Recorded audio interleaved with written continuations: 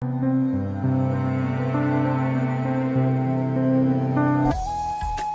गणेशाय नमः. सार्थ श्री ज्ञानेश्वरी. माऊलींच्या चरणी माझे साष्टांग दंडवत. या गीता श्रवणाच्या माध्यमातून या गीतेची म्हणजेच ज्ञानेश्वरीची जितकी अक्षरे कानाद्वारे अंतकरणात प्रवेश करतील तितके अश्वमेध यज्ञ केल्याचे पुण्य त्या भाग्यवंतास प्राप्त होईल. अध्याय 3 कर्मयोग. मराठी वाचन भाग 4. देवा, अरे ज्ञानी माणसांची बुद्धी सुद्धा भ्रष्ट होऊन ते सुद्धा अनुचित मार्गाने जातात. नको ते आचरण करतात. हे कसं काय बरं? खरं म्हणजे ज्ञानवंतांना चांगले काय, वाईट काय, भले काय, बुरे काय, योग्य अयोग्य हे समजत असताना त्यांच्याकडून असे आचरण कोणत्या कारणाने होते? जी व्यक्ती आंधळी आहे त्या व्यक्तीकडून धान्य अन कोंडा हा वेगळा करता येणार नाही हे मी समजू शकतो, पण जे डोळस आहेत त्यांना सुद्धा तो फरक योग्यायोग्य का कळू नये? जे असलेल्या संघाचा त्याग करतात तेच परत कितीही संघ केला तरी तृप्त होत नाहीत. जे खरे तर वनात गेले आहेत ते सुद्धा परत येऊन लोकांमध्येच का बरं राहतात? खरं म्हणजे आपल्या हातून पाप घडू नये म्हणून जे अलिप्त होऊन त्यापासून लांब जाण्याचा प्रयत्न करतात त्यांना जबरदस्तीने पुन्हा त्याच पापाचरणाकडे कोण ओढून आणते? ज्या विषय वासना, मनोकामना यांचा ते प्रयत्नपूर्वक तिटकारा करतात, विषय दूर लोटतात, तेच विषय त्यांच्या जीवाशी का जडून राहतात? प्रयत्न केला तरी ते विषय पुन्हा त्यांनाच येऊन का चिटकतात आणि ते सुद्धा त्यात का गुंतात? अशा प्रकारे ज्ञानवंतास बळजबरी करून विषयांचे सेवन कोण अन का करायला लावते ते मला सांग. त्यावेळी योग्यांच्या हृदय कमळात सुखे विश्राम करणारा निष्काम बुद्धीच्या ज्ञानवंतांना जो प्रिय तो श्रीकृष्ण परमात्मा अर्जुनास म्हणाला, पार्था, आता तुझ्या या प्रश्नाचे उत्तर ऐक. हे बघ, माणसांच्या सर्वस्वी घात करणारे काम अन क्रोध हेच 2 मोठे रिपू आहेत. ते दुसऱ्यांचा नाश करण्यात अगदी यमापेक्षाही सामर्थ्यवान आहेत. त्यांचे मानवी देहात नेमके चित्ताचे ठिकाणी वास्तव्य असते. त्यांना दया म्हणून माहीत नसते. अरे, त्यांचे नेमके वर्णन ते मी काय करू?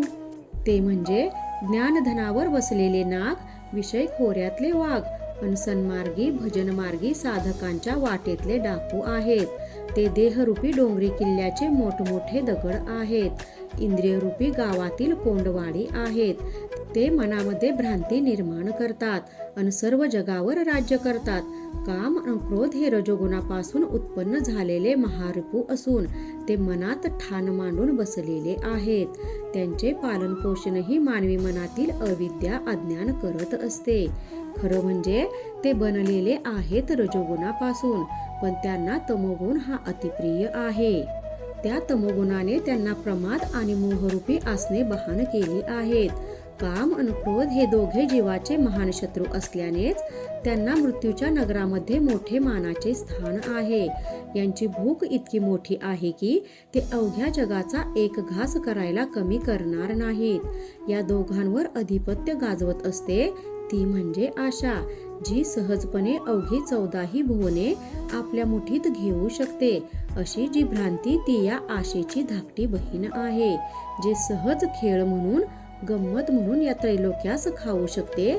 त्या भ्रांतीच्या दास्यबळावरच तृष्णेचे पालन पोषण होऊन ती पुष्ट होत असते.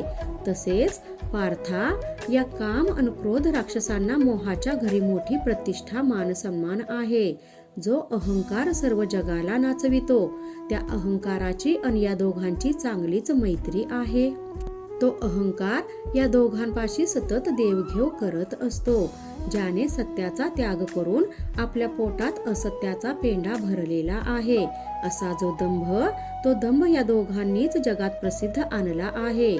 या कामक्रोधांनी शांतिरूपी पतिव्रतेस नागविले आहे. त्यांनी मायारूपी मांगीन ही मात्र नाना वस्त्र अलंकारांनी नटविली, सजविली आहे. या मायेच्या मोहजालात अडकवून त्यांनी अनेक योगी, जपी, तपी, साधक आणि उपासक यांना भ्रष्ट केले आहे. यांनी विवेक नाहीसा केला आहे. वैराग्याची खोड मोडली आहे. निग्रहाची मान मुरगळून टाकली आहे. या असुरांनी संतोषरूपी वने उजाड केली आहेत, धैर्यरूपी भक्कम किल्ले उद्ध्वस्त केले आहेत आणि त्यांनी आनंदरूपी छोटी छोटी रोपटी सुद्धा उपटून उखडून टाकली आहेत. त्यांनी बोधाची रोपे उपटून काढली आहेत, सुखाला मानवी मनातून हुसकून लावले आहे आणि मग त्या जागी विविध तापांचा वन्ही पेटविला आहे. खरं तर यांचा जन्म हा देहासोबत झालेला असून ते जीवाशी जोडलेले असले तरी त्यांचा नेमका शोध ब्रह्मादिकांनाही लागलेला नाही. हे ब्रह्मस्वरूपाच्या जवळ अनज्ञानाच्या पंक्तीला बसतात. म्हणजे ते जेव्हा जीवावर हल्ला करायला उठतात तेव्हा ते कोणालाही आवरत नाहीत. जे जीवास पाण्याशिवाय बुडवतात, अग्नीशिवाय जातात आणि त्याच्या अगदी नकळत त्यास घेरून टाकतात. ते शस्त्राशिवाय मारतात, दोराशिवाय बांधतात अन ज्ञानी माणसास त्या निश्चयापूर्वीच किंवा प्रतिज्ञेपूर्वीच मारतात. काम क्रोध हे जीवास चिखला वाचून अडकवतात, जाळ्या वाचून बांधून टाकतात आणि ते शरीरात इतके आतपर्यंत जाऊन बसतात की त्यांच्यामुळेच त्यांना आवरणे कोणास सहज शक्य होत नाही. अर्जुना, अरे अधिक काय सांगू. ज्याप्रमाणे चंदनाच्या झाडाला सापांचा विळखा असतो, जसे मातेच्या उदरातले बालक नाळेने वेढलेले असते, त्याप्रमाणे ज्ञान सुद्धा या काम आणि क्रोधाने जखडलेले असते. ते ज्ञानाच्या फार जवळ असतात. अथवा प्रकाशाशिवाय सूर्य, धुराशिवाय अग्नी अन पाराशिवाय आरसा असत नाही. असे ज्ञान हे काम क्रोधाशिवाय वेगळे आहे. असे शुद्ध ज्ञान माझे तरी पाहण्यात नाही. ज्याप्रमाणे बी हे कोंड्यासकट उत्पन्न होते, प्रत्येक बीजाला एक सालपट असते, त्याप्रमाणे वास्तविक शुद्ध ज्ञान हे जरी निर्लेप असले तरी सुद्धा ते काम आणि क्रोधाने आच्छादित असते. म्हणून ते ज्ञान होण्यात गूढ जाते. प्रथम हर प्रयत्नाने या काम आणि क्रोध यांना जिंकावे लागते, तरच शुद्ध निर्मळ ज्ञानाची प्राप्ती होते. पण या दोघांना जिंकणे हे महाकठीण काम आहे. कारण ज्याप्रमाणे अग्नीत घातलेले सरपण हे अग्नी विझवत नाही तर तो जास्तच भडकवते, त्याप्रमाणे त्यांना आवरायचे म्हणून जे जे करावे, जी साधने करावीत, उपाय योजावेत, ते उलट त्यांनाच बळ देण्यास सहाय्य करतात. या काम क्रोधाची शक्ती इतकी प्रबळ आहे की ते त्याच्या विरोधात योजलेल्या उपायांनाच गिळंकृत करून टाकतात. त्यामुळे जगात या काम क्रोधांनीच अनेक योगी आणि हठयोगी यांना जिंकले आहे असे आपण पाहतो. अर्जुना, हे असं जरी असलं तरी या क्रोधास कामास जिंकून त्यांच्यावरही ताबा मिळवण्याचा एक उपाय मात्र नक्कीच आहे. आता तुला तो जमेल का ते पहा. असे पहा की हे काम क्रोध इंद्रियांच्या ठिकाणी निवास करून असतात. त्या इंद्रियामुळेच कर्म करण्याची प्रवृत्ती बळावते. त्यामुळे प्रथम प्रयत्नपूर्वक या इंद्रियांनाच जिंकावे लागते. जर इंद्रियांना जिंकणे जमले, त्यांच्यावर संयमाने ताबा मिळविता आला, विवेकाने इंद्रियांची विषयाकडची धाव आवरता आली, तर आपोआपच मनाला आवर बसेल आणि बुद्धीची कुमार्गापासून सुटका होईल. तसे जर शक्य झाले तरच या देहातले वास्तव्य किंवा त्यांचे बिराड नाहीसे होईल. एकदा का हे काम क्रोध हे मनातून दूर गेले तर त्यांची वस्ती मोडली म्हणजे ते मेले, संपले असे म्हणावे लागेल. ज्याप्रमाणे सूर्यकिरणाशिवाय मृगजळ दिसत नाही, त्याप्रमाणे जर राग आणि द्वेष हे नाश पावले तर ब्रह्मरूपी साम्राज्य हाती आले असे म्हणावे.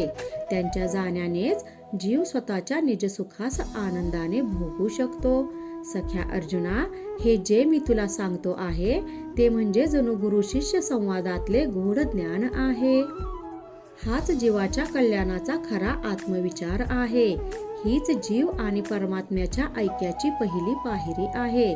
अर्जुना, तू याच आत्मकल्याणकारी शांत आणि स्थिर बुद्धीने खऱ्या आत्मबोधाचा नीट विचार कर. संजय धृतराष्ट्रास म्हणतो की ह्या आणि अशा प्रकारे त्या श्रीकृष्ण परमात्म्याने अर्जुनास बोध केला. तो भाग मी तुम्हास सांगितला आहे. आता यापुढे अर्जुन श्रीकृष्णाकडून आणखीन काही ऐकेल. कदाचित पुन्हा काहीतरी प्रश्न करेल. ती कथा ऐकून तुम्हा श्रोत्यांना आनंद होईल. निवृत्तीनाथांचे परमशिष्य ज्ञानदेव म्हणतात, आता तो आत्मज्ञानाचा श्रवणीय कथाभाग ऐकण्यास पुढील अध्यायात तुम्ही सादर व्हा. इथे श्री ज्ञानदेव रचित श्री ज्ञानेश्वरी अर्थात भावार्थ दीपिका या ग्रंथाचा 3रा अध्याय पूर्ण होतो. कृपा त्या ज्ञानेश्वरीची, करून घ्या शुद्धी भक्तीने अंतरंगाची. रामकृष्ण हरी. गीता भागवत ज्ञानेश्वरी.